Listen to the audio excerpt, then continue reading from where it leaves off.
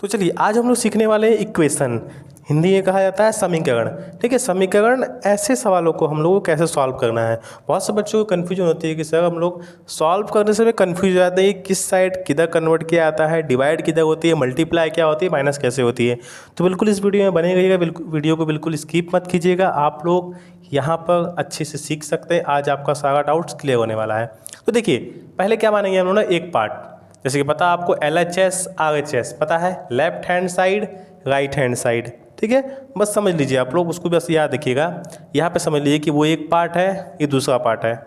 हम लोग थोड़ी डिफरेंट तरीके से सीखेंगे आज। 3n - 2 बेसिकली क्या समझिए, देखिए यहाँ पे क्या है ना, वेरिएबल्स क्या है, जैसे कि n, हमको n की वैल्यू निकालनी है। बस ये समझना है हमको, क्या निकालना है, n की वैल्यू। तो n की वैल्यू कैसे निकालेंगे, अगर हमको निकालना है तो पहले क्या लिखेंगे, देखिए 3n। ठीक है, ऐसा लिख देंगे। और ये जो है ना, ये एक पार्ट है, ये -2 है, इसको हम लोग उस साइड ले जाएंगे। ठीक है, क्यों, तब इसको ले जाएंगे क्या है, तब इसकी वैल्यू निकल पाएगी। देखिए कैसे, 3n = लिख देंगे। अब 46 है तो ये 46। मैं आपको ऑलरेडी बता चुका हूँ, जब भी ये सिंबल दिया गया माइनस है, अगर इस साइड आएगी तो क्या हो जाएगी, प्लस में हो जाएगी वो। अगर प्लस में दिया है तो इधर आके माइनस में हो जाती है, लेकिन माइनस में दिया तो क्या हो जाएगा, प्लस में हो गया। बस यहाँ तक एक लाइन हो गया क्लियर। अब देखिए क्या लिखना है, पहले एक पार्ट जो है इसको लिखते जाना है same to same. Again 3n लिख देंगे। 3n = 46 + 2 कितना हो जाएगा हमारा, 48। बस यहाँ तक कि हमारा क्लियर हो चुकी है। अब देखिए अभी आंसर आया नहीं है, हमको मेन निकालना है n की वैल्यू, कि मतलब यहाँ पर ऐसा क्या नंबर पुट किया जाए। इसका मतलब क्या है ना, पता है, मल्टीप्लाई होता है। जब भी ऐसे नंबर दिया होगा, आप लोग ऑलरेडी पढ़ चुके होंगे, इसका नंबर ऐसे जब भी दिया है, इसका मतलब क्या है कि इसके पीछे मल्टीप्लाई है, मतलब कि ये 3 × n है। ठीक है, 3 × n। अब ये जो है ना, ये भी देखिए इस साइड आएगा। ठीक है, इसको वैल्यू क्या निकाल, देखिए समझ लीजिए, हम लोग n की वैल्यू निकालेंगे। जब भी वैल्यू निकालना होगा तो n होगा तो n लिखेंगे, x दिया होगा तो x ऐसे लिख लेंगे। उसके बाद = अब देखिए ये मल्टीप्लाई में था ना, अब इसे क्या है ना, इसके इस साइड ले जाना है हमको, मतलब इस साइड लिखना है। ले जाना मतलब का सिंपल वही है कि लिखना है हमें। तो क्या होगा, मल्टीप्लाई में है तो ये हो जाएगा डिवाइड में। बस ये तो यहाँ पे था, अब इस साइड आ जाएगा तो ये हो जाएगा डिवाइड में। सिंपल, इतना सीख लीजिए बस। अब वैल्यू क्या हो जाएगी हमारी, n = देखिए डिवाइड कीजिए, 3 से डिवाइड करेंगे तो क्या होगा, 3 × 1 = 3 × 1 = 3, कितना हो जाएगा 6, 16 × 3 = होती है इतनी ना। ठीक है, 3 × 1 = 1 हो गया। ऐसे निकालना आता है ना आपको, 3 × 1 = 3 लिख दिए, 1 कैरी चला गया 18, 3 × 6 = 18, तो n की वैल्यू आ गई है 16। ये हुई हो गया हमारा आंसर।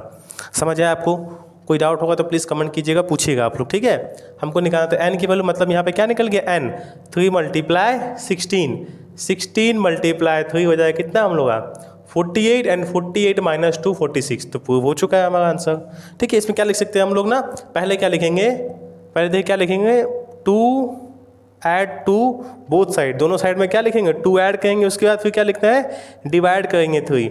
ये स्टेटमेंट जो लिखने को होता है, समीकरण से लिखा जाता है, वो कर सकते हैं आप, या तो फिर डायरेक्ट इस तरह से भी निकाल सकते हैं आप। देखिए क्वेश्चन नंबर 2 क्या बोला गया है, 5m + 7 = 70। ये बहुत इजी है, इसकी तरह सेम है। अगर आप लोग ये सीख गए तो ये इजीली कर सकते हैं। देखिए पहले स्टेप बाय स्टेप कैसे करेंगे। सबसे पहले क्या लिखना है, 5m, इसके साथ में लिखा गया है ना, इसको लिख देंगे हम लोग 5m, लिख दिए। अब क्या होगा, इस वैल्यू को पता है ना हम लोग को इस साइड ले जाना है। इस साइड ले जाने का मतलब क्या है कि बस = के बाद लिखना है, यही समझना है और कुछ नहीं है। = के बाद जो दिया है पहले उसे लिखिए आप लोग। 17 दिया है तो 17 लिख लेंगे। अब देखिए यहाँ पे क्या था ना, माइनस था, तो हम लोग इस साइड ले गए तो प्लस में हो गया। अब यहाँ पे प्लस है, अभी = के इस साइड जाएगी तो क्या हो जाएगी, वो माइनस में। बस ये समझना है हमको कि सिंबल चेंज करना है। मैथ में कुछ कुछ नियम है, अगर आप सीख लेंगे आप लोग तो ईजिली कर सकते हैं मैथ को। अब क्या हो गया, अब simple 1 by 1 step by step. अब हमको इससे कोई मतलब नहीं है, इससे कोई मतलब नहीं, हमारा मतलब इससे होना चाहिए। अब यहाँ पे क्या दिया है, 5m दिया है तो 5m ऐसे लिखेंगे। पहले 1 1 साइड को लिखते आया जाता है। एक चीज़ को सॉल्व करेंगे, ये लिख लिए। अब = अब इन दोनों को सॉल्व करेंगे, दोनों में से किसी एक नंबर को लाना है। तो 17 - 7 क्या हो जाएगा, 10। ठीक है, अब इससे कोई मतलब नहीं है हमको, अब मतलब है बस इससे। एक चीज़ सॉल्व करते जाएंगे ना, इस स्टेप बाय स्टेप करने से ये फ़ायदा होता है कि एक चीज़ को आप भूलते चलेंगे। अब हमारा मतलब बस इससे है। अब क्या निकालना है हमको, देखिए अब आ गया है कि ये क्या है, मल्टीप्लाई में नियम क्या है कि जब भी = के उस साइड ले जाएंगे तो आपको उसका ऑपोजिट करना पड़ेगा। मल्टीप्लाई है तो डिवाइड हो जाएगा, डिवाइड है तो मल्टीप्लाई हो जाएगा। अब देखिए क्या निकालना है हमको, m की वैल्यू निकालना है कि यहाँ पर m की वैल्यू यहाँ पे क्या होगी। तो अब यहाँ लिख देंगे m। अब 5m नहीं लिखेंगे, क्यों नहीं लिखेंगे, क्योंकि क्या होगा ना 5 लिखेंगे तो ऐसे लिखते चलेंगे ना, कब तक लिखते चले जाएंगे हम लोग। तो लिखना नहीं है यहाँ पे क्या करना है, m इज इक्वल टू 10 है तो 10 लिख देंगे।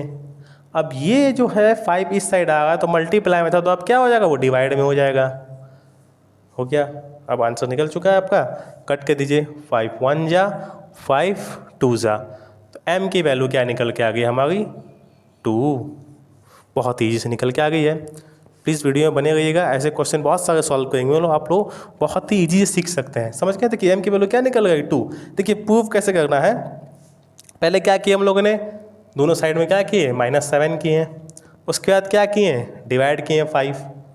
ये स्टेटमेंट है, अगर लिखना चाहे तो लिख सकते हैं, अदरवाइज कोई प्रॉब्लम नहीं है। 5m की वैल्यू क्या निकल के आ गई, 2। कैसे, 5 × 2, 5 2 जा 10, 10 + 7 = 17। यस, प्रूफ हो चुका हमारा। ठीक है। थर्ड क्वेश्चन क्या है, देखिए हमारा 20p/3 = 40। ठीक है, ऐसे क्वेश्चन में बहुत कन्फ्यूजन होती है। अब देखिए इसमें क्या दिया गया ना, ये एक मल्टीप्लाई में दिया है और डिवाइड में दिया है, इसमें दो चीज़ दिया गया है, लेकिन कन्फ्यूज नहीं होना है आपको। 20p मतलब कि 20 × p देन डिवाइडेड बाय 3 भी दिया है। तो इसको हम लोग कैसे सॉल्व करेंगे, पहले देखिए इसके साथ वेरिएबल के साथ क्या लिखा गया 20p, तो पहले इसे लिख लेंगे हम लोग 20p। ठीक है। अब इसकी देखिए बाय 3 नहीं लिखना है हमको, क्यों, क्योंकि जो है ना हमको किसी को तो एक सॉल्व करना पड़ेगा ना हमें, वरना आंसर नहीं निकल पाएगा। अब क्या है 40 लिख दिए 40। अब जो ये 3 जो है डिवाइड में है उसको इस साइड लेके आ जाइए। इस साइड का मतलब क्या है, अगर 40 इधर आ गई, 3 जो है ऑपोजिट जाएगी इसके। ये देखिए इस पार्ट में है ना, इज इक्वल टू इस साइड आ गई है तो मल्टीप्लाई में हो जाएगी ये क्या 3। डिवाइड में थी, इस साइड आ गई तो मल्टीप्लाई हो जाएगी। Again same. अब इससे ख़त्म हमारा कनेक्शन, अब बस इसे लेना है हम लोग को। 20p = क्या हो जाएगा 40 × 3 120 हो गया। अब देखिए क्या है, अब इससे काम खत्म हमारा। अब हमको बस ये सॉल्व करना है। क्या सॉल्व करना है, p की वैल्यू निकालनी है।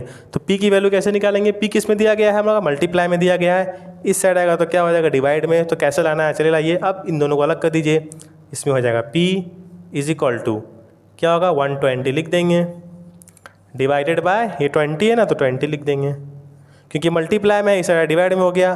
0 से 0 कैंसल, 2 1 जा 2 6 जा, p की वैल्यू क्या आ गई हमारी 6। आंसर निकल के आ गया बहुत ईजी तरीके से। ठीक है, आंसर निकल गया है। क्यों, देखिए क्या p की वैल्यू क्या आ गई 6, मतलब यहाँ की 20 × 6, 26 कितनी होती है 120। अब 3 से कट करेंगे 120 को तो कितना आएगा 40, आ गया आंसर। प्लीज़ वीडियो को लाइक करते चलिएगा, सब्सक्राइब भी कर दीजिएगा आपको वीडियो पसंद आता होगा तो। अब देखिए क्वेश्चन नंबर 4 में क्या है, 3p/10। सेम उसी टाइप का क्वेश्चन है, कुछ नहीं करना है। क्या लिख देंगे हम लोग, 3p = 6 है ना, तो 6 लिखेंगे। अब 10 कहाँ, इस साइड जाएगा तो 10 × 6 हो जाएगा। ठीक है, या तो 6 × 10 लिखिए, 10 × 6 दोनों सेम ही है, लेकिन 6 जो है हमेशा उसको पहले लिखना है और 10 जो है उसको अपोजिट में लिखना है। अब इससे काम खत्म, हमको इसको लेना है बस। क्या लेना है, 3p = 6 × 10 कितनी होती है 60। अब इससे काम खत्म, हमको इसको देखना है बस। p की वैल्यू निकालनी है तो p = p क्या है, मल्टीप्लाई में है, समझिएगा ना, भूलिएगा नहीं कभी भी। 3p जो है मल्टीप्लाई में है। इसको चाहो तो वीडियो को आप लोग बैक करके फिर से देख लीजिएगा और समझ लीजिएगा अच्छे से। p = क्या है अब 60, तो 60 लिख दिए, अपॉन में 3 लिख दिए, कट कर दीजिए, 3 1 जा 3 20 जा, होता है ना 3 2 6 and 0, तो p की वैल्यू क्या आ गई हमारी 20, हो गया आंसर। बहुत ही अच्छे से, बहुत ही आसानी से आंसर निकल के आ चुकी है। आप लोग अच्छे से देख लीजिएगा, आप लोग सीख सकते हैं अच्छे से। प्लीज़ वीडियो को आपको अगेन बोला रहा हूँ, लाइक कर दीजिएगा, क्योंकि आपको बहुत अच्छे से अब समझ आने लगी है।